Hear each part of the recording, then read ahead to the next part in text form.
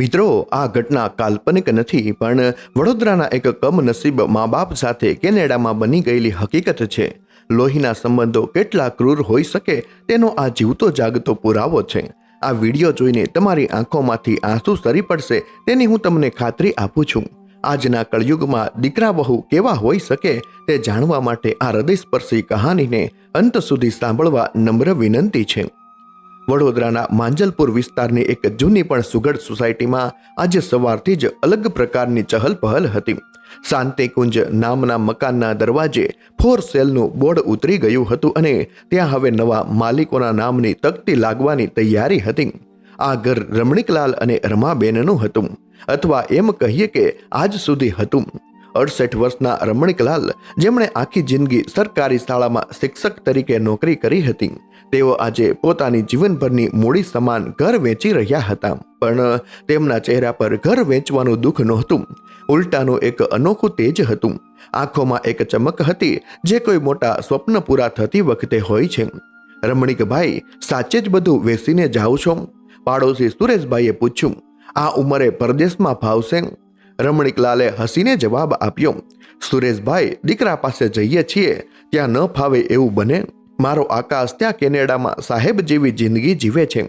એણે જીદ કરી છે કે પપ્પા, હવે મારે તમને અહીં રાજા રાણીની જેમ રાખવા છે. તમે બસ ત્યાં બધું સંકેલીને આવી જાઓ.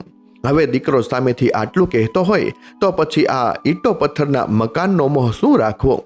રમાબેન રસોડામાં છેલ્લી વખત નજર ફેરવી રહ્યા હતા.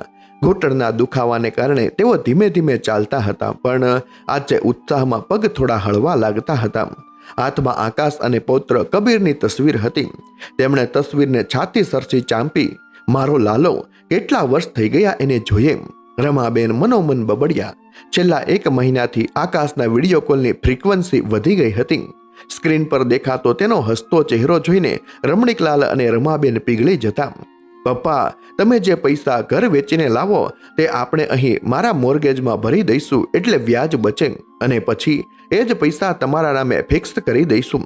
તમે ચિંતા ન કરો, અહીં મેડિકલ ફ્રી છે, હવા શુદ્ધ છે, મમ્મીના ગોઠણ પણ સારા થઈ જશે. આકાશે કેટલા પ્રેમથી સમજાવ્યું હતું. દીકરાની આ વ્યવહારિક સલાહમાં છુપાયેલો સ્વાર્થ સમજવા જેટલા આ બંને વૃદ્ધો વ્યવહારુ નહોતા. તેઓ તો માત્ર લાગણીના ભૂખ્યા હતા. ઘર વેચાઈ ગયું, ફર્નિચર સગા સંબંધીઓને આપી દીધું, બેંકના ખાતા ખાલી કરીને બધી રકમ કેનેડિયન ડોલરમાં ફેરવી નાખી.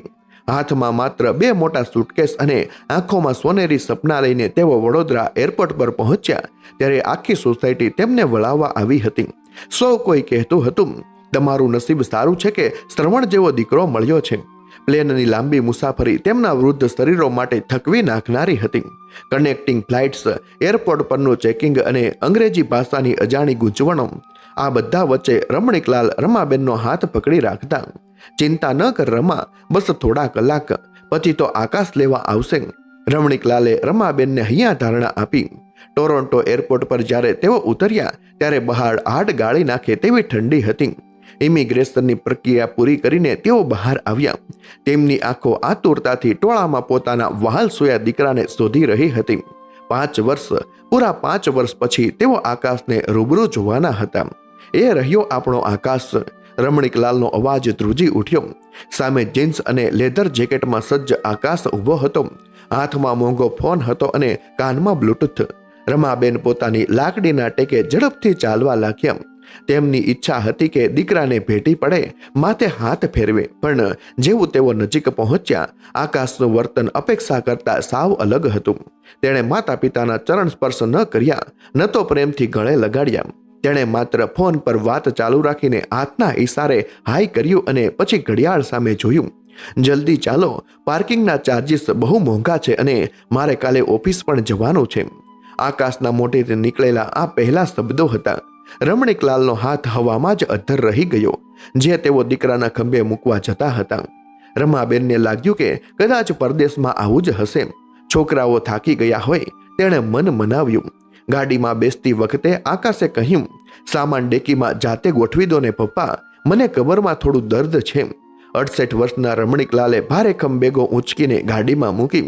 આકાશ ડ્રાઇવિંગ સીટ પર બેસીને મિરર સેટ કરી રહ્યો હતો. રમાબેન પાછળની સીટ પર બેઠા. આખા રસ્તે આકાશ ફોન પર કોઈ ક્લાયન્ટ સાથે અંગ્રેજીમાં વાત કરતો રહ્યો. પપ્પા કે મમ્મી સાથે એક શબ્દ પણ ન બોલ્યો. નથી પૂછ્યું કે સફર કેવી રહી, નથી પૂછ્યું કે તબિયત કેવી છે. ગાડી એક આલિશાન વિસ્તારમાં પ્રવેશી. મોટા મોટા બંગલાઓ અને સુંદર બગીચાઓ જોઈને રમણીકલાલને થોડી શાંતિ થઈ. ચાલો દીકરો સુખી છે. ગાડી ડ્રાઈવેમાં ઊભી રહી. ઘર ખરેખર મહેલ જેવું હતું. દરવાજો ખુલ્યો. સામે નતાશા ઊભી હતી, ટૂંકા વસ્ત્રોમાં, હાથમાં વાઇનનો ગ્લાસ લઈને. તેણે સાસુ સસરાને જોઈને મોઢું મચકોડ્યું હોય એમ લાગ્યું. ઓહ, તમે લોકો આવી ગયા? તેણે આકાશને પૂછ્યું, જાણે કોઈ પાર્સલ આવ્યું હોય. પગે લાગવાની વાત તો દૂર રહી, તેણે સ્મિત પણ ન આપ્યું. આ નતાશા છે. આકાશે ઓળખાણ કરાવી. રમાબેને સાડીનો છેડો માથે ઓઢ્યો અને આશીર્વાદ આપવા હાથ લંબાવ્યો, પણ નતાશા પાછળ ખસી ગઈ. પ્લીઝ મને ટચ ન કરતા, હું હમણાં જ સ્પામાંથી આવી છું, મારા કપડાં બગડશે, તેણે અંગ્રેજી મિશ્રિત હિન્દીમાં કહ્યું. આ સાંભળીને રમાબેનનું હૃદય એક ધબકારો ચૂકી ગયું. આ કેવું સ્વાગત! તમારો રૂમ નીચે છે, આકાશે કહ્યું. ઉપરના ફ્લોર પર અમારી પ્રાઇવસી છે અને ગેસ્ટ રૂમમાં મારો સ્ટુડિયો છે. નીચે બેઝમેન્ટમાં એક મોટો રૂમ છે, ત્યાં તમે સેટ થઈ જાઓ. રમણીકલાલ અને રમાબેન પગથિયા ઉતરીને નીચે ગયા. જે રૂમ તેમને બતાવવામાં આવ્યો તે હકીકતમાં સ્ટોર રૂમ જેવો હતો. જમીનથી નીચે હોવાને કારણે ત્યાં સૂર્યપ્રકાશનું નામ નિશાન નહોતું. એક નાની બારી હતી, જેમાંથી માત્ર બહારના રસ્તા પર ચાલતા લોકોના પગ જ દેખાય. હવામાં એક પ્રકારની ભેજવાળી વાસ હતી. ફર્નિચરના નામે એક જૂનો પલંગ અને એક તૂટેલું કબાટ હતું. આ અહીં આપણે રહેવાનું. રમાબેનનો અવાજ ભયથી ભીનો થઈ ગયો. રમણીકલાલે આજુબાજુ નજર ફેરવી. જે દીકરાને તેમણે ફૂલોની જેમ ઉછેર્યો હતો, જેના એક ફોન કોલ પર તેઓએ પોતાનું આખું અસ્તિત્વ વેચીને આવ્યા હતા, તે દીકરાના આલિશાન મહેલમાં તેમના માટે માત્ર આ અંધારિયું ભોંયરું હતું. આકાશ સામાન મૂકીને તરત જતો રહ્યો. હું ઉપર જાઉં છું, થાકી ગયો છું, કાલે વાત કરીશું. અને હા, બાથરૂમમાં પાણી સાચવીને વાપરજો. દરવાજો બંધ થયો અને ઉપરથી લોક થવાનો અવાજ આવ્યો, જાણે કોઈ જેલનો દરવાજો બંધ થયો હોય. રમાબેન થાકેલા પગે પલંગ પર બેસી ગયા. તેમની નજર રમણીકલાલ પર પડી. રમણીકલાલ નીચું જોઈને પોતાની બેગ ખોલવાનો ડોળ કરી રહ્યા હતા, જેથી આંખમાં આવેલા આંસુ રમાબેન જોઈ ન જાય. રમાબેને ધીમેથી કહ્યું, મને અહીં ગભરામણ થાય છે. આ ઘર નથી લાગતું. રમણીકલાલે પત્નીનો હાથ પકડી લીધો. તેમનો સ્પર્શ ઠંડો હતો. ધીરજ રાખ રમા, હજી તો આવ્યા છીએ. કદાચ અહીંની રીતભાત આવી હશે. દીકરો આપણો જ છે ને, ક્યાં જવાનો? પણ એ રાત્રે કરોડોના બંગલાના ભોંયરામાં બે વૃદ્ધ જીવો એકબીજાને વળગીને જાગતા રહ્યા. ઉપરના માળેથી આકાશ અને નતાશાના હસવાનો અને ટીવીનો અવાજ આવી રહ્યો હતો, અને નીચે સ્મશાન જેવી શાંતિ હતી. આ તો માત્ર શરૂઆત હતી એક એવા સોદાની, જેમાં તેમણે બધું આપી દીધું હતું અને બદલામાં તેમને મળવાની હતી માત્ર અવગણના. કેનેડા આવ્યાને હવે લગભગ 2 મહિના થવા આવ્યા હતા. ટોરોન્ટોના એ આલિશાન બંગલામાં, જેને બહારથી લોકો સ્વર્ગ માનતા હતા, તેની અંદર રમણીકલાલ અને રમાબેન માટે નરક જેવી સ્થિતિ સર્જાઈ રહી હતી. શરૂઆતના દિવસોનો આઘાત હવે રોજિંદા અપમાનમાં પરિવર્તિત થઈ ગયો હતો. સવારનો સૂરજ ક્યારે ઉગે અને સાંજ ક્યારે પડે તેની ખબર બેઝમેન્ટમાં પડતી નહોતી. અહીં માત્ર ઉપરના માળે ચાલતા પગલાના અવાજ પરથી ખબર પડતી કે દિવસ શરૂ થયો છે. સવારના 6 વાગ્યા હતા. રમાબેન ધીરેથી પથારીમાંથી ઊભા થયા. કેનેડાની હાથ થીજાવતી ઠંડીમાં તેમના સંધિવાવાળા પગ જકડાઈ ગયા હતા. છતાં તેમણે રસોડામાં જવાની તૈયારી કરી, કારણ કે પરમ દિવસે નતાશાએ સ્પષ્ટ કહી દીધું હતું, મમ્મી, તમે રસોડું બહુ ગંદુ કરો છો. મારે ઓફિસ જવાનું હોય ત્યારે તમારે વચ્ચે આવવું નહીં. સવારે 7 વાગ્યા પહેલા તમારું દેશી ખાવાનું બનાવી લેજો. પછી મારે મારું બ્રેકફાસ્ટ બનાવવાનું હોય છે. રમાબેન ધ્રુજતા હાથે રસોડામાં ગયા. ગેસ ચાલુ કર્યો અને રોટલીનો લોટ બાંધવા લાગ્યા. થોડી વારમાં દાળમાં વઘાર કર્યો, જેની સોડમ આખા ઘરમાં ફેલાઈ. રમાબેનને થયું કે આ સુગંધથી કદાચ આકાશને ઘર યાદ આવશે, પણ ત્યાં જ ઉપરથી નતાશા નાક દબાવતી નીચે ઉતરી. Oh my god, what is this smell? નતાશાએ બૂમ પાડી. કેટલી વાર કહ્યું છે કે આટલા બધા મસાલા ન વાપરો. મારા વાળ અને કપડામાં આ ગંધ ભરાઈ જાય છે. ઓફિસમાં લોકો મને પૂછે છે કે તમે શું કરી બનાવી હતી. રમાબેન શરમાઈ ગયા. બેટા, આ તો તુવેરની દાળ છે, આકાશને ભાવે છે એટલે. આકાશ હવે ઇન્ડિયન નથી, એ કેનેડિયન છે. એને સલાડ અને સ્મૂધી ભાવે છે. નતાશાએ ગેસની સ્વિચ બંધ કરી દીધી. હવે આ બંધ કરો અને રૂમમાં જાઓ, મારે મોડું થાય છે. અડધી રંધાયેલી દાળ અને કાચી રોટલી મૂકીને રમાબેન ચૂપચાપ નીચે ઉતરી ગયા. રમણીકલાલ બધું જોઈ રહ્યા હતા, પણ કશું બોલી શક્યા નહીં. તેઓ જાણતા હતા કે જો તેઓ બોલશે તો ઝઘડો વધશે અને આકાશ વચ્ચે પડીને ફરી પત્નીનો જ પક્ષ લેશે. બપોરનો સમય હતો. આકાશ ઓફિસથી વહેલો આવ્યો. આજે તેનો મૂડ થોડો અલગ હતો. તેણે રમણીકલાલ અને રમાબેનને ઉપર હોલમાં બોલાવ્યા. બંનેના ચહેરા પર આશા જાગી કે કદાચ દીકરો આજે પ્રેમથી વાત કરશે. મમ્મી, પપ્પા, આજે સાંજે મારા બોસ અને થોડા બિઝનેસ પાર્ટનર્સ ડિનર માટે ઘરે આવે છે. આકાશે ગંભીર અવાજે કહ્યું. અરે વાહ, તો હું સરસ શીરો બનાવી નાખું. રમાબેન હોશમાં આવી ગયા. આકાશના ચહેરા પર અણગમો ફરી વળ્યો. ના પ્લીઝ, તમે કશું જ નહીં બનાવો. અમે બહારથી કેટરિંગ મંગાવ્યું છે. અને સાંભળો, મારે એક ખાસ વાત કહેવી છે. તેણે નતાશા સામે જોયું. નતાશાએ વાત આગળ વધારી. જુઓ, આવનારા મહેમાનો બધા હાઈ પ્રોફાઇલ ગોરા લોકો છે. તેઓ આપણી જેમ નથી. એટલે પ્લીઝ તમે બંને સાંજે 6 વાગ્યા પછી તમારા બેઝમેન્ટના રૂમમાંથી બહાર ન નીકળતા. રમણીકલાલને જાણે કોઈએ તમાચો માર્યો હોય એમ લાગ્યું. કેમ બેટા, અમે શું ગુનો કર્યો છે? ગુનો નથી કર્યો પપ્પા, આકાશે અકળાઈને કહ્યું. પણ તમારી આ હાલત જુઓ, તમે અંગ્રેજી બોલી શકતા નથી. મમ્મી આ આખો દિવસ સાડી પહેરીને ફરે છે અને તમે આ લેંઘો જબ્બો. મારા મિત્રો શું વિચારશે? તેઓ મને પૂછશે કે આ કોણ છે? મારે તમને શું કહેવું કે મારા પેરેન્ટ્સ આવા ગામડિયા જેવા છે? અમને જોઈને તને શરમ આવે છે આકાશ? રમણીકલાલનો અવાજ ભીનો થઈ ગયો. ઇમોશનલ ડ્રામા બંધ કરો, પ્રેક્ટિકલ બનો. નતાશાએ વચ્ચે કહ્યું. તમને અહીં રહેવા મળે છે, ખાવા મળે છે, બીજું શું જોઈએ? બસ સાંજે ઉપર ન આવતા અને હા, કબીરને પણ નીચે ન બોલાવતા. એને પાર્ટીમાં રહેવું ગમે છે. સાંજ પડી, આખું ઘર રોશનીથી જગમગી ઉઠ્યું. મોંઘી ગાડીઓના અવાજ આવવા લાગ્યા. ઉપરના હોલમાં અંગ્રેજી સંગીત વાગવા લાગ્યું. કાચના ગ્લાસ ટકરાવવાના અને હાસ્યના અવાજો છેક ભોયરા સુધી સંભળાતા હતા. રમણીકલાલ અને રમાબેન તેમના અંધારા ઓરડામાં એક ખૂણામાં બેઠા હતા. ઉપર મિજબાની ચાલી રહી હતી અને નીચે આ બે વૃદ્ધ જીવો ભૂખ્યા હતા. બપોરનું અપમાન પેટમાં ગાંઠની જેમ બાજી ગયું હતું. ભૂખ મરી ગઈ હતી. તરસ લાગી છે? રમાબેને ધીમેથી કહ્યું. તેમનું ગળું સૂંકાતું હતું. રમણીકલાલે પાણીનો જગ જોયો. તે ખાલી હતો. સવારે ભરવાનો રહી ગયો હતો. રહેવા દે રમા, હમણાં ઉપર ન જવાય, આકાશ ગુસ્સે થશે. રમણીકલાલે વાર્યા. પણ ગળું બહુ સુકાય છે, જીવ ગભરાય છે. હું ચૂપચાપ કિચનમાંથી બોટલ ભરીને આવી જઈશ. કોઈને ખબર પણ નહીં પડે. રમાબેન ઊભા થયા. તેઓ ધીમે પગલે દાદરા ચડ્યા. દરવાજો સહેજ ખોલ્યો. હોલની ઝાકમઝોળ જોઈને તેમને આંખો અંજાઈ ગઈ. પાર્ટી પૂરા જોશમાં હતી. કોઈનું ધ્યાન નહોતું.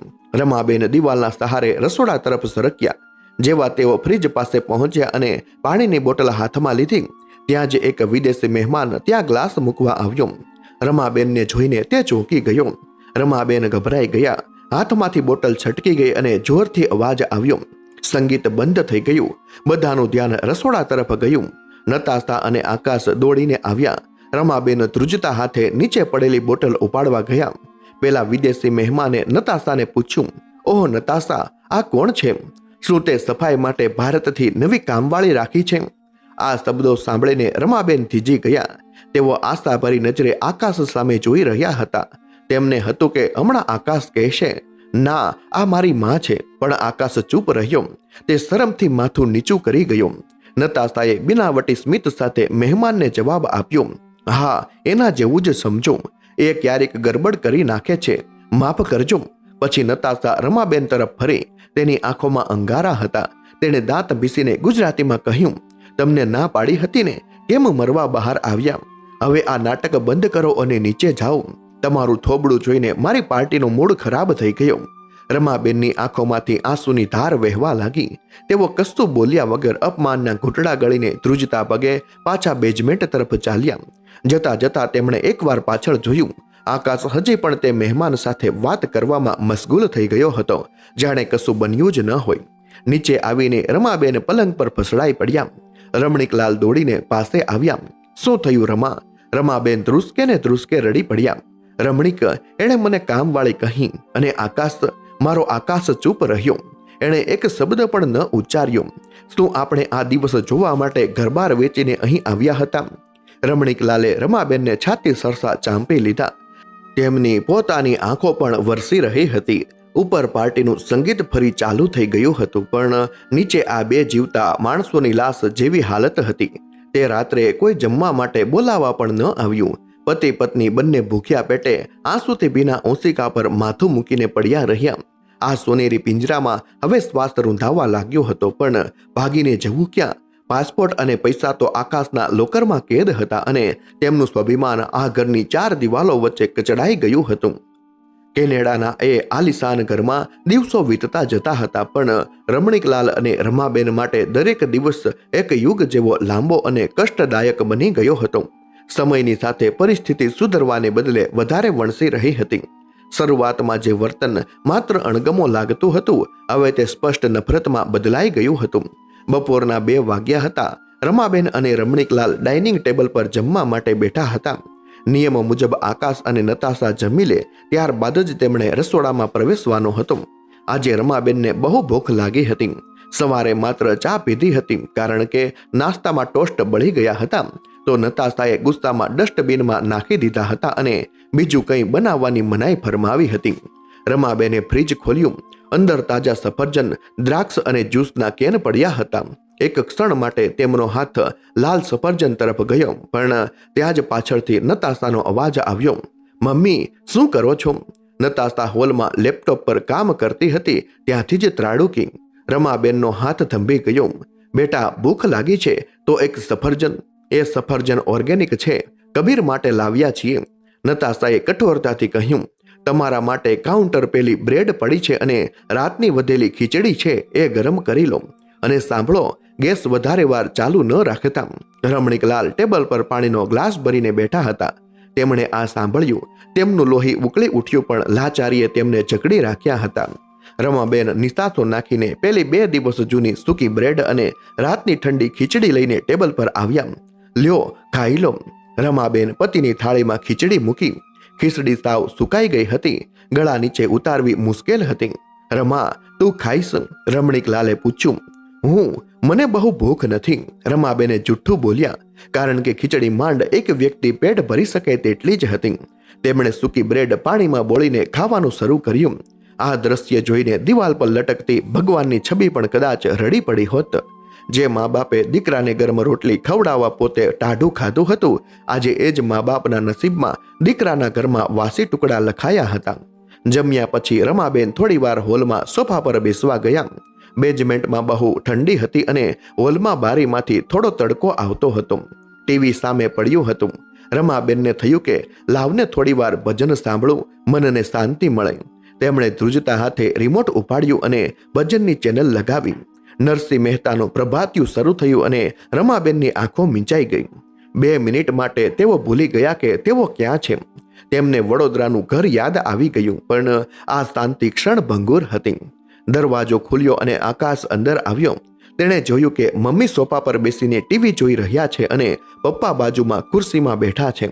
આવતાની સાથે જ તેણે ટીવીનું મેઇન સ્વિચ બોર્ડ બંધ કરી દીધું.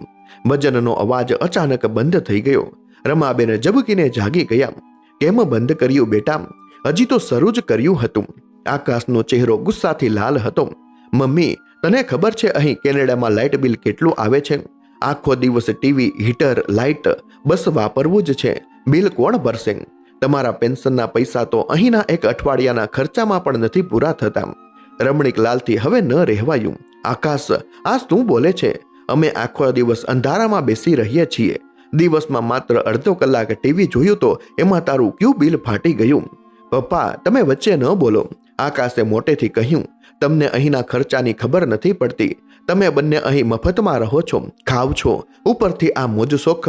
જો કંટાળો આવતો હોય તો નીચે જઈને સૂઈ જાઓ, પણ વીજળીનો બગાડ ન કરો. અને હા, સોફા પર પગ મૂકીને ન બેસો, કવર બગડે છે. આ સાંભળીને રમણીકલાલ સ્તબ્ધ થઈ ગયા.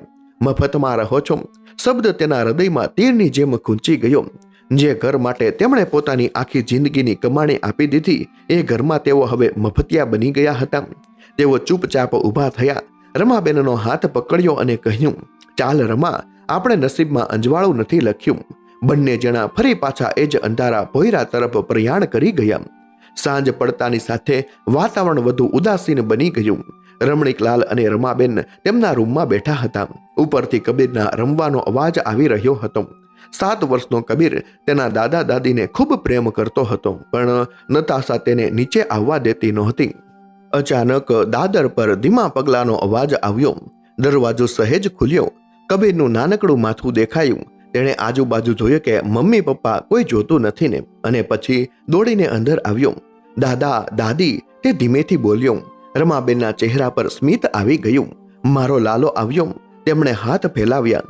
કબીર દોડીને દાદીને વળગી પડ્યો. તેના હાથમાં એક નાનકડું પેકેટ હતું. દાદી, મેં જોયું હતું કે મમ્મી તમને બપોરે વઢતી હતી. તમે જમ્યા નહોતા ને? હું સ્કૂલમાંથી આ કૂકીજ બચાવીને લાવ્યો છું, તમે ખાઈ લો. બાળકના આ નિર્દોષના પ્રેમ જોઈને રમણીકલાલ અને રમાબેન રડી પડ્યા.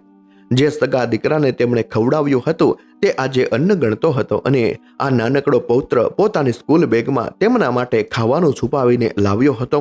ના બેટા, તું ખાઈ લે, રમણીકલાલે ગળગળા સાદે કહ્યું. ના દાદા, પ્લીઝ ખાવ ને. કબીરે જીદ કરી અને એક બિસ્કિટ દાદીના મોઢામાં મૂક્યું. હજી તો રમાબેન બિસ્કિટ જાવે ત્યાં જ દરવાજો ધડામ દઈને ખુલ્યો. નતાશા ત્યાં ઊભી હતી જાણે સાક્ષાત રણછંડી. કબીર, તેણે રાડ પાડી. કબીર દોડીને દાદીની પાછળ લપાઈ ગયો. નતાશા અંદર ધસી આવી અને કબીરનો હાથ પકડીને જોરથી ખેંચ્યો. તને કેટલી વાર ના પાડી છે કે આ રૂમમાં નહીં આવવાનું? આ લોકો ગંદા છે, બીમાર છે, તને ઇન્ફેક્શન લાગશે. નતાશાએ કબીરને ધક્કો માર્યો. મમ્મી, દાદા ભૂખ્યા હતા, કબીર રડતા રડતા બોલ્યો. ચૂપ, નતાશાએ કબીરના ગાલ પર એક તમાશો ચોડી દીધો. તું પણ આ લોકો જેવો થઈશ, ચાલ ઉપર. રમણીકલાલ વચ્ચે પડ્યા. વહુ બેટા, છોકરાને મારો નહીં, એ તો નિર્દોષ છે, તમે ચૂપ રહો. નતાશાએ રમણીકલાલ સામે આંગળી ચીંધી. તમારા કારણે મારો છોકરો બગડી રહ્યો છે, ચોરી કરતા શીખી ગયો છે, ખાવાનું ચોરીને અહીં લાવે છે, શરમ નથી આવતી તમને? નાના છોકરાના ભાગનું ખાતા. આ શબ્દો સાંભળીને રમણીકલાલના પગ નીચેથી જમીન સરકી ગઈ. અમે નથી માંગ્યું. બસ હવે બહુ નાટક થયું. કબીર ચાલ. નતાશા કબીરને ડસડીને ઉપર લઈ ગઈ. કબીરનો રડવાનો અને ચીસો પાડવાનો અવાજ દાદર સુધી સંભળાતો રહ્યો. દરવાજો ફરી બંધ થયો. લોક વાગવાનો અવાજ આવ્યો. રમણીકલાલ પલંગ પર ફસડાઈ પડ્યા. તેમણે માથું પકડી લીધું. રમાબેન ખૂણામાં બેસીને શૂન્ય મનસ્ક થઈ ગયા હતા. રમા, રમણીકલાલે તૂટેલા અવાજે કહ્યું. આપણે અહીં માણસ નથી, આપણે તો કચરો છીએ. આપણે આપણો પડછાયો પણ હવે એમના બાળકોને અપવિત્ર લાગે છે. આપણે તો એમના સંસ્કારોના રક્ષક બનવા આવ્યા હતા, પણ આપણે તો એમના સુખના દુશ્મન બની ગયા. તે રાત્રે જમવા માટે કોઈ નીચે ન આવ્યું. રમાબેને પતિ સામે જોયું. તમને ભૂખ લાગી છે? રમણીકલાલે નકારમાં માથું ધુણાવ્યું. હવે ભૂખ મરી ગઈ છે રમા, હવે તો બસ મુક્તિની ભૂખ છે. બહાર અંધારું હતું અને અંદર પણ. બંને વૃદ્ધો માત્ર એકબીજાના શ્વાસના અવાજ સાંભળી રહ્યા હતા. તેમને ખબર નહોતી કે આ યાતનાનો અંત ક્યારે આવશે, પણ એટલી ખબર પડી ગઈ હતી કે આ ઘર હવે ઘર નથી, પણ એક કતલખાનું છે, જ્યાં રોજ તેમની લાગણીઓની હત્યા થાય છે. કેનેડામાં ડિસેમ્બર મહિનો બેસી ગયો હતો. ટોરન્ટોના રસ્તાઓ પર બરફની સફેદ ચાદર પથરાઈ ગઈ હતી. બહારનું તાપમાન -20 ડિગ્રી સુધી ગગડી ગયું હતું, પણ શાંતિકૂજ વેચીને આવેલા રમણીકલાલ અને રમાબેન માટે તો ઘરનું અંદરનું વાતાવરણ બહાર કરતાં પણ વધારે થીજાવનારું હતું. તેમનો બેઝમેન્ટનો રૂમ જમીનની નીચે હોવાથી એક કોલ્ડ સ્ટોરેજ જેવો બની ગયો હતો. નાની બારીમાંથી આવતો ઠંડો પવન સીધો હાડકામાં ઉતરી જતો. સેન્ટ્રલ હીટિંગ સિસ્ટમ તો હતી, પણ તેનું કંટ્રોલ યુનિટ ઉપર આકાશના હાથમાં હતું. રાતના 2 વાગ્યા હતા. રમાબેન પલંગમાં ધ્રુજી રહ્યા હતા. તેમના શરીર પર 2 જૂના ધાબળા હતા, તો પણ ઠંડી રોકાતી નહોતી. સંધિવાને કારણે તેમના સાંધાઓ જકડાઈ ગયા હતા. દુખાવાના લીધે તેમના મોઢામાંથી ધીમે ચીસો નીકળી રહી હતી. રમણીક, મારા પગ નથી વળતા, બહુ ટાઢ વાય છે. રમાબેન ગરગરી રહ્યા હતા. રમણીકલાલ જાગતા જ હતા. તેમણે પોતાની સાલ પણ રમાબેન પર ઓઢાડી દીધી. તેમણે રમાબેનના ઠંડાગાર પગ દબાવવા માંડ્યા, પણ શરીરમાં ગરમાવો આવતો નહોતો. હું જોઉં છું, કદાચ હીટર બંધ થઈ ગયું છે. રમણીકલાલ ઊભા થયા. તેઓ ભોયરામાં આવેલા થર્મોટેસ્ટ પાસે ગયા. જોયું તો તાપમાન 16 ડિગ્રી પર સેટ કરેલું હતું. આટલી ભયંકર ઠંડીમાં 16 ડિગ્રી એટલે માણસ થીજી જાય. તેમણે ધ્રુજતા હાથે બટન દબાવીને તાપમાન 22 ડિગ્રી કર્યું. ગરમ હવા આવવાની શરૂ થઈ અને થોડી રાહત લાગી, પરંતુ આ રાહત માંડ 15 મિનિટ ટકી. અચાનક ઉપરથી ધડબડ કરતો અવાજ આવ્યો. આકાશ સીડીથી નીચે ઉતરીને આવ્યો. તેના હાથમાં ફોન હતો. તે ગુસ્સામાં લાલચોળ હતો. કોણે હીટર વધાર્યું? આકાશે રાડ પાડી. આ સાંભળીને રમણીકલાલ ઢગાઈ ગયા. બેટા, તારી મમ્મી ઠંડીથી ધ્રુજે છે, એના પગ ચકડાઈ ગયા છે, એટલે મેં જરા કહું. પપ્પા, આકાશે વાત કાપી નાખી. તમને કેટલી વાર સમજાવવું? કેનેડામાં ગેસ અને ઇલેક્ટ્રિસિટી બહુ મોંઘી છે. આ સ્માર્ટ હોમ છે. મારા ફોન પર એલર્ટ આવે છે કે નીચે હીટર વધ્યું છે. રાત્રે 16 ડિગ્રી જ રાખવાનું હોય. અમે પણ ઉપર એમાં જ સૂઈએ છીએ. પણ બેટા, અમે વૃદ્ધ છીએ. અમારું શરીર આ ઠંડી સહન નથી કરી શકતું. અમે $2-4 વધારે બાળીશું તો શું ફેર પડશે? રમણીકલાલનો અવાજ કાંપતો હતો. ટીપે ટીપે સરોવર ભરાય પપ્પા. અહીં ડોલર કમાવા માટે હું ગધેડાની જેમ મજૂરી કરું છું અને તમે અહીં આખો દિવસ ઘરમાં પડ્યા રહો છો. તમને શું ખબર પડે? ચૂપચાપ ઓઢીને સૂઈ જાઓ. આકાશે ફરીથી ટેમ્પરેચર 16 ડિગ્રી કરી દીધું અને કંટ્રોલ લોક કરી દીધો. ગરમ હવાનો પ્રવાહ બંધ થઈ ગયો. રમણીકલાલ લાચાર બનીને ઊભા રહ્યા. આકાશ ઉપર જતો રહ્યો. રમણીકલાલ પાછા ફર્યા ત્યારે રમાબેન રડી રહ્યા હતા. શારીરિક પીડા કરતા દીકરાના વેણ વધારે વાગ્યા હતા. રમા, કંઈ નહીં, લે આ મારું સ્વેટર પહેરી લે. રમણીકલાલે પોતાનું સ્વેટર કાઢીને રમાબેનને પહેરાવ્યું અને પોતે માત્ર એક શર્ટમાં ઠંડીથી ધ્રુજતા બેસી રહ્યા. બીજા દિવસે સવારે રમાબેનની તબિયત વધુ લથડી. તેમને તાવ આવી ગયો હતો અને શરીર તૂટતું હતું. તેમની દુખાવાની દવા પૂરી થઈ ગઈ હતી. રમણીકલાલ ઉપર રસોડામાં ગયા, જ્યાં આકાશ અને નતાશા નાસ્તો કરી રહ્યા હતા. આકાશ, બેટા, રમણીકલાલે સંકોચ સાથે કહ્યું. બોલો, હવે શું છે? આકાશે સાપામાંથી મોઢું ઊંચું કર્યા વગર પૂછ્યું. તારી મમ્મીની દવાની શીશી ખાલી થઈ ગઈ છે અને એને તાવ જેવું પણ છે. થોડા પૈસા આપત તો હું કેમિસ્ટ પાસેથી લઈ આવત. નતાશાએ કોફીનો મગ ટેબલ પર પછાડ્યો. હજી પરમ દિવસે તો દવા લાવ્યા હતા. તું શાકભાજીની જેમ દવા ખાઓ છો? અહીં મેડિકલ ઇન્સ્યોરન્સ વગર દવા કેટલી મોંઘી છે ખબર છે? વહુ બેટા, જરૂર છે એટલે જ માંગુ છું ને. રમણીકલાલની આંખો લાચારીમાં હતી. અમારા ખાતામાં હવે કશું નથી, નહીતર હું ન માંગત. આકાશે ખિસ્સામાંથી $50ની નોટ કાઢીને ટેબલ પર ફેંકી, જાણે ભિખારીને ભીખ આપતો હોય. લ્યો અને સાંભળો, આનો પાક્કો હિસાબ જોઈશે. બાકીના પૈસા પાછા લાવજો અને હવે મહિના સુધી કશું માંગતા નહીં. રમણીકલાલે ધ્રુજતા હાથે નોટ ઉપાડી. એક સમય હતો જ્યારે આજ આકાશ એન્જિનિયરિંગ માટે તેમણે પોતાની પ્રોવિડન્ટ ફંડની આખી રકમ હસતા મોઢે આપી દીધી હતી અને કોઈ હિસાબ નહોતો માંગ્યો. આજે તે જ દીકરો માને દવાનો હિસાબ માંગતો હતો. સાંજે રમણીકલાલ દવા લઈને પાછા આવ્યા. તેમણે રમાબેનને દવા આપી અને સુવાડી દીધા. થોડી વાર પછી તેમને યાદ આવ્યું કે આકાશને બચેલા $12 પાછા આપવાના છે. જો નહીં આપે તો કાલે ફરી અપમાન થશે. તેઓ ધીમે પગલે ઉપર ગયા. આકાશ અને નતાશા ડ્રોઈંગ રૂમમાં બેઠા હતા. ટીવી ચાલુ હતું પણ મ્યુટ હતું. તેઓ કોઈ ગંભીર ચર્ચા કરી રહ્યા હતા. રમણીકલાલ દરવાજા પાસે અટકી ગયા. વિચાર્યું કે વાત પૂરી થાય પછી અંદર જાઓ, પણ અંદરથી આવતા શબ્દો સાંભળીને તેમના પગ ત્યાં જ જડાઈ ગયા. નતાશા જોરથી બોલી રહી હતી. આકાશ, આ હવે સહન નથી થતું. તારા મા બાપ એક મોટો બોજ બની ગયા છે. રોજ દવા, રોજ કટકટ અને ઘરની પ્રાઇવસી પણ નથી રહેતી. એમને પાછા ઇન્ડિયા મોકલી દે, કોઈ વૃદ્ધા આશ્રમમાં મૂકી દે. રમણીકલાલના કાન સરવા થયા. હૃદયના ધબકારા વધી ગયા. શું દીકરો હા પાડશે? આકાશનો અવાજ સંભળાયો. તે શાંતિથી સમજાવી રહ્યો હતો. નતાશા, તું ઇમોશનલ ન થા, પ્રેક્ટિકલ વિચાર. તને ખબર છે આપણે એમને અહીં કેમ રાખ્યા છે? કેમ? સેવા કરવા? નતાશાએ ટોણો માર્યો. અરે ના રે, આકાશ હસ્યો. એક એવું હાસ્ય જે ક્રૂર હતું. જો ગયા વર્ષે આપણો ટેક્સ રિટર્ન યાદ છે? આપણે એમને ડિપેન્ડન્ટ તરીકે બતાવ્યા એટલે આપણને ટેક્સમાં પૂરા $6000નો ફાયદો થયો છે. આ ઉપરાંત ગવર્મેન્ટ તરફથી કેર ગીવર બેનિફિટ પણ મળે છે. આ સાંભળીને રમણીકલાલ શ્વાસ લેવાનું ભૂલી ગયા. આકાશે આગળ કહ્યું, જો એમને ઇન્ડિયા પાછા મોકલી દઈશું તો એ ટેક્સ બેનિફિટ જતો રહેશે અને ઇન્ડિયામાં વૃદ્ધા આશ્રમનો ખર્ચો આપણે મોકલવો પડશે. એના કરતાં અહીં બેઝમેન્ટમાં પડ્યા છે ને, બચેલું ખાવાનું ખાય છે અને ખૂણામાં પડ્યા રહે છે. આપણને શું નડે છે? આ તો મફતનું રોકાણ છે. દવાના $50-100 જાય તો સામે 6000 બચે છે ને. નતાશા થોડી શાંત થાય. હા, એ વાત સાચી, પણ તો પછી એમને કહી દેજે કે વધારે માથાકૂટ ન કરે.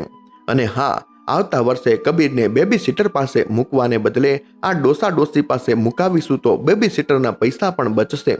એ જ તો પ્લાન છે, આકાશે કહ્યું. બસ એમને મરવા ન દેવાય, જીવતા રાખવાના છે, ખાલી કાગળ પર બતાવવા માટે. દરવાજાની બહાર ઉભેલા રમણીકલાલના હાથમાંથી $12ની નોટો નીચે સરી પડી. તેમના આત્માના ટુકડે ટુકડા થઈ ગયા હતા. આજ સુધી તેમને એમ હતું કે દીકરો કદાચ પત્નીના દબાણમાં આવીને બદલાઈ ગયો છે, કદાચ તેને થોડો પ્રેમ તો હશે જ, પણ આજે સત્યનો જે સાક્ષાત્કાર થયો તે ઝેર કરતા પણ કડવો હતો. તેઓ અહીં મા બાપ નહોતા, તેઓ અહીં કોઈ કુટુંબીજન નહોતા, તેઓ તો માત્ર એક ટેક્સ સેવિંગ સ્કીમ હતા, એક કેલ્ક્યુલેટર પર ગણાયેલો નફો હતા. તેમના અસ્તિત્વની કિંમત માત્ર $6000 હતી. જે દીકરા માટે તેમણે પરસેવો પાડીને ઘર બનાવ્યું હતું, એ દીકરા માટે તેઓ માત્ર એક આંકડો બનીને રહી ગયા હતા. આકાશ તેમને પ્રેમથી નહીં પણ નફા નુકસાનના ત્રાજવે તોલીને જીવતા રાખી રહ્યો હતો. રમણીકલાલને ચક્કર આવવા લાગ્યા. તેઓ દિવાલનો સહારો લઈને માંડ માંડ ઊભા રહ્યા. આંખોમાંથી આંસુ સુકાઈ ગયા હતા, કારણ કે હવે દુઃખની સીમા પૂરી થઈ ગઈ હતી અને આઘાતની શરૂઆત થઈ હતી. તેઓ ચૂપચાપ પૈસા નીચે જમીન પર મૂકીને જાણે કોઈ ચોર હોય તેમ દબે પગલે પાછા બેઝમેન્ટમાં ઉતરી ગયા. રમાબેન જાગી ગયા હતા. આવી ગયા? શું કહ્યું આકાશે? રમણીકલાલ રમાબેનની પાસે બેસી ગયા. તેમનો ચહેરો જોઈને રમાબેન ગભરાઈ ગયા. શું થયું? કેમ કંઈ બોલતા નથી? આકાશે અપમાન કર્યું. રમણીકલાલને રમાબેનનો હાથ પકડ્યો અને રડી પડ્યા. એક બાળકની જેમ રડી પડ્યા. રમા, આપણે અભાગ્યા છીએ. આપણે દીકરો નથી જણ્યો, આપણે એક વેપારીને જન્મ આપ્યો છે. એ આપણને એટલે સાચવે છે કે કારણ કે આપણા લીધે એનો ટેક્સ બચે છે. આપણે એના માટે બોજ નથી, આપણે તો એની બચત છીએ. રમાબેન આ સાંભળીને સ્તબ્ધ થઈ ગયા. એટલે એને આપણી કોઈ માયા નથી? ના રમા, ના. જો કાલે સરકાર આ ટેક્સનો નિયમ બંધ કરી દે તો એ આપણને રસ્તા પર ફેંકી દેશે. આપણે અહીં કેદી છીએ રમા, સોનાની સાંકળે બાંધેલા કેદી. તે રાત્રે બેન્ચમેન્ટમાં ઠંડી હતી, પણ રમણીકલાલ અને રમાબેનના હૃદયમાં જે ઠંડક પ્રસરી ગઈ હતી તે મૃત્યુ કરતાં પણ ભયાનક હતી. તેમના જીવવાની છેલ્લી આશા, દીકરાનો પ્રેમ આજે મરી પરવારી હતી. હવે માત્ર શ્વાસ ચાલતા હતા, બાકી અંદર તો બધું ખલાસ થઈ ગયું હતું. તે રાત રમણીકલાલ અને રમાબેન માટે કાળી રાત બની રહી. ડિપેન્ડન્ટ શબ્દ તેના કાનમાં પડઘાતો હતો. આખી રાત વિચાર્યા પછી સવારે રમણીકલાલ ચહેરા પર એક મક્કમ નિર્ણય દેખાતો હતો. તેમણે નક્કી કરી લીધું હતું કે હવે ગમે તે થાય, આ સ્વાભિમાનના ભોગે મળતી હાઈ ક્લાસ લાઇફસ્ટાઇલ છોડી દેવી છે. સવારના 9 વાગ્યા હતા. આકાશ અને નતાશા હોલમાં બેસીને કોફી પીતા હતા. રજાનો દિવસ હતો એટલે તેઓ નિરાતે હતા. રમણીકલાલ અને રમાબેન ધીમેથી દાદર ચડ્યા. તેમના હાથમાં એક નાની બેગ હતી, જેમાં તેમના થોડા કપડાં અને ભારતથી લાવેલી ગીતા અને રામાયણ હતા. આકાશે તેમને જોઈને ભ્રમર ચડાવી. હવે ક્યાં ઉપડ્યા સવાર સવારમાં? રમણીકલાલનો અવાજ શાંત પણ મક્કમ હતો. આકાશ બેટા, હવે અમારે અહીં નથી રહેવું, અમારે પાછા ભારત જવું છે. આ વાક્ય સાંભળતા જ આકાશ અને નતાશાના હાથમાંથી કપ છૂટતા રહી ગયા. નતાશા ગુસ્સામાં ઊભી થઈ ગઈ. શું પાછા જવું છે? કેમ, અહીં શું વાંધો છે? વાંધો ખાવાનો કે રહેવાનો નથી વહુ બેટા. રમાબેને ભીની આંખે કહ્યું. વાંધો એ છે કે અમે અહીં શ્વાસ નથી લઈ શકતા. અમને અમારું વડોદરા યાદ આવે છે. ત્યાં વૃદ્ધા આશ્રમમાં રહીશું તોય ચાલશે, પણ અહીં હવે વૃદ્ધા આશ્રમ? આકાશે વાત કાપી નાખી. તે ગુસ્સામાં લાલ થઈ ગયો. તમે લોકો પાગલ થઈ ગયા છો? લોકો અહીં આવવા માટે તલપાપડ થાય છે અને તમે પાછા જવાની વાત કરો છો. અને શું દુનિયાને બતાવવું છે કે મેં તમને કાઢી મૂક્યા? બેટા, દુનિયા શું વિચારશે એની ચિંતા તું છોડી દે. રમણીકલાલે કહ્યું. અમને અમારા પાસપોર્ટ આપી દે, અમે અમારી ટિકિટની વ્યવસ્થા કરી લઈશું. મારા પેન્શનના થોડા પૈસા બચ્યા છે બેંકમાં, એનાથી અમે ચાલ્યા જઈશું. આકાશે નતાશા સામે જોયું. બંનેની આંખોમાં એક સમજૂતી સધાઈ. જો આ ડોસા ડોસી જતા રહે તો આવતા વર્ષનો $6000 ટેક્સ બેનિફિટ જતો રહે. ઉપરથી અત્યારે જે કેર ગીવર એલાઉન્સ મળે છે તે પણ બંધ થઈ જાય અને કબીરને સાચવવાનો ખર્ચો પાછો માથે પડે. આ તો ખોટનો સોદો હતો. પાસપોર્ટ? આકાશે ક્રૂર સ્મિત સાથે પૂછ્યું. તમારા પાસપોર્ટ તો મારા લોકરમાં છે અને લોકરની ચાવી મારી પાસે છે. તો આપી દેને બેટા. રમણીકલાલ ગરગર્યા. નહીં મળે, આકાશે ચોખ્ખું કહી દીધું. તમે લોકો અહીંથી ક્યાંય નથી જવાના. કેમ? અમે તારા ગુલામ છીએ? રમણીકલાલનો અવાજ હવે મોટો થયો. અમારે જવું છે, અમને રોકવાનો તને કોઈ હક નથી. આકાશે ટેબલ પર હાથ પછાડ્યો. હક છે, કારણ કે મેં તમને સ્પોન્સર કર્યા છે. તમે મારા લીગલ ડિપેન્ડન્ટ છો. જ્યાં સુધી હું ન ઈચ્છું ત્યાં સુધી તમે આ ઘરની બહાર પગ પણ નહીં મૂકી શકો. નતાશાએ ઉમેર્યું. અને સાંભળો, જો તમે વધારે હોશિયારી કરી કે કોઈને ફોન કરવાની કોશિશ કરી તો યાદ રાખજો, હું પોલીસમાં ફરિયાદ કરીશ કે તમે બંને માનસિક રીતે અસ્થિર છો અને મને મારવાની કોશિશ કરો છો. અહીંના કાયદા વૃદ્ધો માટે કડક છે, પણ જો હું સાબિત કરી દઉં કે તમે ગાંડા થઈ ગયા છો તો તમને ગાંડાની હોસ્પિટલમાં મોકલી દેશે. રમણીકલાલ અને રમાબેન થરથર કાંપવા લાગ્યા. પોતાના જ સગા દીકરા અને વહુ તેમને ગાંડા સાબિત કરવાની ધમકી આપી રહ્યા હતા. આકાશ, તું આવું કરીશ? રમાબેન રડી પડ્યા. અમે તારા મા બાપ છીએ, તો મા બાપ બનીને રહો ને. આકાશે રાડ પાડી. ચૂપચાપ નીચે જાઓ અને પડ્યા રહો. અને હા, તે ઊભો થયો અને દિવાલ પર લટકતો કોર્ડલેસ ફોન લઈ લીધો. આ ફોન હવે ઉપર જ રહેશે. નીચેનું કનેક્શન મેં કાપી નાખ્યું છે, એટલે કોઈને ફોન કરવાની ભૂલ ન કરતા. રમણીકલાલે આકાશનો હાથ પકડવાની કોશિશ કરી. બેટા, આવું ન કર, અમે મરી જઈશું. આકાશે ઝટકો મારીને હાથ છોડાવી દીધો. રમણીકલાલ સંતુલન ગુમાવી બેઠા અને સોફા પર પડ્યા. જો તમે મરી જાઓ તો સારું, આકાશે ગણગણતા કહ્યું. પણ રમણીકલાલ સાંભળી ગયા. ઇન્સ્યોરન્સના પૈસા તો કામ લાગશે. આ શબ્દો સાંભળીને રમાબેનને છાતીમાં સખત દુખાવો ઉપડ્યો. તેઓ ત્યાં જ જમીન પર બેસી ગયા. રમણીક, મને ગભરામણ થાય છે. રમણીકલાલ આ જોઈને ગભરાઈ ગયા. આકાશ, જલ્દી ડોક્ટરને બોલાવો, તારી મમ્મીને કંઈક થાય છે. નતાશાએ દૂરથી જ જોયું. ઓહ, પ્લીઝ આ નાટક બંધ કરો. હમણાં પાસપોર્ટ નથી મળ્યા એટલે આ નવી ડ્રામેબાજી શરૂ કરી. થોડું પાણી પીવડાવો અને નીચે લઈ જાઓ. કોઈ ડોક્ટર ન આવ્યો, કોઈ એમ્બ્યુલન્સ ન બોલાવાય. રમણીકલાલ લાચાર બનીને રમાબેનને ટેકો આપીને ફરી પાછા એ જ અંધારા ભોયરામાં લઈ ગયા. દરવાજો બંધ થયો અને લોક બંધ થવાનો અવાજ આવ્યો. આ કોઈ સામાન્ય લોક નહોતો, આ તેમની જિંદગીનું પૂર્ણ વિરામ હતું. નીચે રૂમમાં આવીને રમણીકલાલે રમાબેનને પલંગ પર સુડાવ્યા. રમાબેનનો શ્વાસ રૂંધાતો હતો. તેમના હાથ ઠંડા પડી ગયા હતા. રમણીક, હવે આપણે ક્યારેય વડોદરા નહીં જોઈ શકીએ? રમાબેને તૂટક અવાજે પૂછ્યું. રમણીકલાલ પાસે આનો કોઈ જવાબ નહોતો. તેઓ પત્નીનું માથું ખોળામાં લઈને બેસી રહ્યા. તેમની પાસે ફોન નહોતો કે તેઓ કોઈ મિત્રને કે સગાને જાણ કરી શકે. તેમની પાસે પૈસા નહોતા અને સૌથી મોટી વાત, તેમની પાસે હવે કોઈ આશા નહોતી. ઉપરના માળેથી ફરી હસવાના અવાજો આવતા હતા. આકાશ અને નતાશા ટીવી પર કોઈ કોમેડી શો જોઈ રહ્યા હતા અને નીચે બે જીવતા માણસો ધીમે ધીમે મોત તરફ સરકી રહ્યા હતા. સાંજ પડતા સુધીમાં રમાબેનની તબિયત લથડતી ગઈ, પણ રમણીકલાલે ફરી ઉપર જવાની હિંમત ન કરી. તેમને ડર હતો કે જો તેઓ ઉપર જશે તો કદાચ આકાશ તેમને જ મારી નાખશે. તેઓ સમજી ગયા હતા કે આ હવે ઘર નથી, જેલ છે, અને આ જેલમાંથી છૂટવાનો માત્ર એક જ રસ્તો છે, મૃત્યુ. તે રાત્રે હીટર ફરી ઓછું કરી દેવામાં આવ્યું હતું. રૂમમાં હાડ થીજાવતી ઠંડી હતી, પણ હવે રમણીકલાલને ઠંડી નહોતી લાગતી. તેમનું શરીર શૂન્ય થઈ ગયું હતું. તેમણે રમાબેનને પોતાની તમામ ગોદડીઓ ઓઢાડી દીધી. ચિંતા ન કર રમા, રમણીકલાલે અંધારામાં દિવાલ સામે જોઈને કહ્યું. હવે વધારે સહન નથી કરવાનું. ભગવાને આપણો પાસપોર્ટ મંજૂર કરી દીધો છે. બહાર બરફનું તોફાન શરૂ થયું હતું અને અંદર એક સન્નાટો છવાઈ ગયો હતો. ઘર વાપસીનો દરવાજો હંમેશ માટે બંધ થઈ ચૂક્યો હતો. હવે માત્ર એક જ દરવાજો ખુલ્લો હતો, જે અનંતની યાત્રા તરફ જતો હતો. તે રાત કદાચ આખા શિયાળાની સૌથી કાતિલ રાત હતી. બહાર બરફનું તોફાન ફૂંકાઈ રહ્યું હતું અને પવનના સુસવાટા બારીના કાંચે ધ્રુજાવી રહ્યા હતા. પણ ઘરના ભોયરામાં જ્યાં રમણીકલાલ અને રમાબેન છેલ્લા શ્વાસ ગણી રહ્યા હતા, ત્યાં એક ભયાનક શાંતિ છવાયેલી હતી. હીટર બંધ હતું અથવા કદાચ સાવ ધીમું હતું. ઓરડાનું તાપમાન શૂન્યની નજીક પહોંચી ગયું હતું. રમાબેનનું શરીર હવે ધ્રુજતું બંધ થઈ ગયું હતું. તેઓ રમણીકલાલના ખોળામાં માથું મૂકીને સૂતા હતા. તેમનું શરીર બરફ જેવું ઠંડુ પડી ગયું હતું. રમણીક, રમાબેનનો અવાજ એટલો ધીમો હતો કે રમણીકલાલે કાન તેમના હોઠ પાસે લઈ જવા પડ્યા. મને હવે ટાઢ નથી વાતી. મને હવે વડોદરા દેખાય છે, આપણું ઘર તુલસી ક્યારો. રમણીકલાલની આંખોમાંથી ગરમ આંસુ ટપકીને રમાબેનના ઠંડા ગાલ પર પડ્યા. હા રમા, આપણે જઈએ છીએ. બસ થોડી વાર. આકાશ, મારો લાલ, એને કહેજે કે જમતી વખતે ફોન ન જુએ. રમાબેને છેલ્લો ડૂસકો ભર્યો.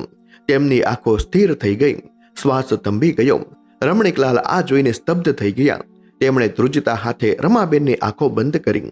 45 વર્ષનો સાથ આજે આ અંધારા ભોયરામાં પારકા દેશમાં સગા દીકરાના ઘરમાં પૂરો થયો હતો. તેઓ જોરથી રડી શકતા નહોતા, કારણ કે તેમને ડર હતો કે ઉપર આકાશ જાગી જશે તો ફરી અપમાન કરશે. એક પતિ પોતાની પત્નીના મૃત્યુ પર મોકળા મને રડી પણ ન શક્યો. આનાથી મોટી કમનસીબી કઈ હોઈ શકે? રમણીકલાલ હવે એકલા હતા, ભયંકર એકલતા. તેમણે વિચાર્યું કે સવારે આકાશ આવશે, મ્યુનિસિપાલિટીની વાન બોલાવશે અને રમાને લઈ જશે. કદાચ કોઈ સસ્તું લાકડું પણ નહીં મળે. શું રમાની અંતિમ યાત્રા પણ ટેક્સ સેવિંગનો ભાગ બની જશે? ના, રમણીકલાલે મનોમન નક્કી કર્યું, હવે નહીં. તેમણે બાજુના ટેબલ પર પડેલી ડાયરીનું એક પાનું ફાડ્યું, ખિસ્સામાંથી બોલપેન કાઢી. હાથ ધ્રુજતા હતા પણ શબ્દો મક્કમ હતા. તેમણે એક ટૂંકી ચિઠ્ઠી લખી. પછી તેમણે પોતાની બ્લડ પ્રેશર અને ઊંઘની ગોળીઓની શીશી હાથમાં લીધી. તેમાં હજુ 15-20 ગોળીઓ બચી હતી. પાણી તો હતું નહીં. તેમણે એક પછી એક બધી ગોળીઓ ગળી લીધી. રમાબેનનો ઠંડો હાથ પોતાના હાથમાં લીધો અને તેમની બાજુમાં જ આડા પડ્યા. રમા, હું આવું છું, તને એકલી નહીં જવા દઉં. રમણીકલાલ બબડ્યા. ધીમે ધીમે તેમની આંખો ઘેરાવા લાગી. ઠંડી હવે તેમને પણ વાગતી બંધ થઈ ગઈ હતી. એક મીઠી ઊંઘ તેમને ઘેરી વળી. સવાર પડી, તોફાન સમી ગયું હતું. ઉપરના માળે આકાશ જાગ્યો. ઘડિયાળમાં 8 વાગ્યા હતા. તેને નવાઈ લાગી કે આજે ચા કેમ નથી મળી. રસોડામાંથી કોઈ અવાજ કેમ નથી આવતો. મમ્મી, પપ્પા, તે સીડીના ઉપરના પગથિયેથી બૂમ પાડી. કોઈ જવાબ નહીં. ગુસ્સે થઈને તે નીચે ઉતર્યો. તમને લોકોને કેટલી વાર કહેવાનું કે મારે ઓફિસ જવાનું હોય છે? નાસ્તો ક્યાં છે? તેણે બેઝમેન્ટનો દરવાજો ધક્કો મારીને ખોલ્યો. અંદર બરફ જેવી ઠંડક હતી. તેણે જોયું કે મમ્મી પપ્પા બંને એકબીજાને વળગીને પલંગ પર સૂતા છે. ઓહો, તો આજે હડતાલ છે. આકાશે ટોણો માર્યો. તે પલંગ પાસે ગયો અને પપ્પાનો હાથ પકડીને ઢોંઢોળ્યા. ઉઠો, હવે નાટક બંધ કરો. પણ જેવો તેણે હાથ પકડ્યો, તે કરંટ લાગ્યો હોય તેમ પાછળ ખસી ગયો. હાથ પથ્થર જેવો કડક અને ઠંડો ગાર હતો. તેણે રમાબેન સામે જોયું. તેમનો ચહેરો નિસ્તેજ અને સફેદ હતો. આકાશના પગ નીચેથી જમીન સરકી ગઈ. પપ્પા, મમ્મી, તેનો અવાજ ફાટી ગયો. તેણે નાડી તપાસી, બધું શાંત હતું. બંનેના પ્રાણ પંખેરું ક્યારના ઉડી ગયા હતા. થોડી વારમાં પોલીસ અને પેરામેડિક્સની સાયરનોથી આખી સોસાયટી ગાજી ઉઠી. નતાશા ગભરાઈને ખૂણામાં ઊભી હતી. પાડોશીઓ ભેગા થઈ ગયા હતા. પોલીસ ઓફિસરે બોડીનું ઇન્સ્પેક્શન કર્યું. મૃત્યુનું કારણ અતિશય ઠંડી અને દવાનો ઓવરડોઝ. પોલીસ ઓફિસરની નજર રમણીકલાલની મુઠ્ઠીમાં દબાયેલા કાગળ પર પડી. તેણે ધીમેથી મુઠ્ઠી ખોલી અને ચિઠ્ઠી બહાર કાઢી. આકાશ ત્યાં જ ઊભો હતો, પરસેવે રેબજેબ. ઓફિસરે ચિઠ્ઠી વાંચી અને પછી ધૃણાભરી નજરે આકાશ સામે જોયું. શું આ તારા પિતાના અક્ષર છે? ઓફિસરે પૂછ્યું. આકાશે ધ્રુજતા હાથે ચિઠ્ઠી ખોલી. તેમાં ગુજરાતીમાં લખ્યું હતું, બેટા આકાશ, અમને માફ કરજે. અમે તારા હાઈ ક્લાસ જીવનમાં બહુ મોટી અડચણ બની ગયા હતા. તારે અમારા કારણે શરમાવવું પડતું હતું. પાર્ટીઓમાં અમને છુપાવવા પડતા હતા. તારી ગણતરી સાચી હતી. અમે તારા માટે બોજ જ હતા. આજે રાત્રે તારી મમ્મી ઠંડીથી પીડાતી હતી, પણ અમે હીટર ચાલુ ન કર્યું જેથી તારું લાઇટ બિલ ન વધે. એ તારું નામ લેતી લેતી ગઈ છે. હવે હું પણ એની પાછે જાઉં છું. ચિંતા ન કરતો, અમે જઈએ છીએ એટલે હવે તારું ઘર ચોખ્ખું રહેશે. વાસી ખોરાક ફેંકવો નહીં પડે અને દવાના પૈસા પણ બચશે. હા, હવે તને પેલો ડિપેન્ડન્ટ ટેક્સ બેનિફિટ નહીં મળે. એનું અમને દુઃખ છે, પણ સામે તારો આજીવન બોજ હળવો થઈ ગયો છે. ખુશ રહેજે, કબીરને સાચવજે. લિખિતિન, તારા કમનસીબ મા બાપ. આકાશના હાથમાંથી ચિઠ્ઠી સરી પડી. તે જમીન પર ફસડાઈ પડ્યો. તેની આંખોમાં સામે એ દ્રશ્ય આવી ગયું જ્યારે પપ્પાએ તેને ખંભે બેસાડીને સ્કૂલે મૂકવા જતા હતા, જ્યારે મમ્મીએ પોતાની બંગડી વેચીને તેની ફી ભરી હતી. પોલીસ ઓફિસરે આકાશના હાથમાં હાથકડી પહેરાવી. મિસ્ટર આકાશ, બેદરકારીથી મૃત્યુ નિપજાવવામાં અને વૃદ્ધો પર અત્યાચાર કરવા બદલ તમારી ધરપકડ કરવામાં આવે છે. નતાશા રડતી રડતી વકીલને ફોન કરી રહી હતી, પણ આકાશની નજર પેલા 2 નિર્જીવ દેહો પર હતી. તે હવે મુક્ત હતો, બોજ મુક્ત. પણ આ મુક્તિ તેને આખી જિંદગી જેલના સળિયા પાછળ અને પસ્તાવાની આગમાં બાળતી રહેવાની હતી. ભોયરામાં હવે કાયમ માટે શાંતિ હતી, પણ આકાશના મનમાં હવે ક્યારેય શાંતિ થવાની નહોતી. મિત્રો, રમણીકલાલ અને રમાબેનની આ દર્દનાક કહાનીએ કદાચ તમારા હૃદયને પણ હચમચાવી નાખ્યું હશે. આંખમાં આંસુ સાથે કહેવું પડે છે કે આ માત્ર એક કહાની નથી, પણ ક્યાંક ને ક્યાંક આપણા સમાજનું એક કડવું સત્ય છે. જે મા બાપ સંતાનો માટે પોતાની જાત ખસી નાખે છે, અંતે તેમના નસીબમાં આવો બોજ બનવાનો વારો કેમ આવે છે? આ કહાની વિશે તમારો શું અભિપ્રાય છે? શું આકાશ સાથે જે થયું તે યોગ્ય હતું? તમારો વિચારો કોમેન્ટમાં જરૂરથી જણાવજો. જો આ વિડીયો તમારા દિલને સ્પર્શી ગયો હોય તો લાઈક કરજો અને બને એટલો વધારે શેર કરજો, જેથી સમાજમાં એક સંદેશ પહોંચે અને બીજા કોઈ મા બાપની હાલત આવી ન થાય. ફરી મળીશું આવી જ એક નવી હૃદયસ્પર્શી અને જીવનના સત્યને ઉજાગર કરતી કહાની સાથે. ત્યાં સુધી તમારા મા બાપનું ધ્યાન રાખજો. વિડીયો અંત સુધી જોવા બદલ ખૂબ ખૂબ આભાર. જય શ્રી કૃષ્ણ.